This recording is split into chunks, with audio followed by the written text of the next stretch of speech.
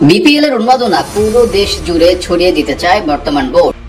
এতদিন টুর্নামেন্টটি ছিল অনেকটা ঢাকা, সিলেট এবং বৃহত্তর চট্টগ্রাম কেন্দ্রিক, কিন্তু এবার সেই চিন্তাধারা থেকে বের হয়ে এসে নতুন করে পরিকল্পনা সাজাচ্ছে গভর্নিং বোর্ড। জানা গেছে নতুন একটি ফ্র্যাঞ্চাইজি যুক্ত হতে পারে 2026 মৌসুমে।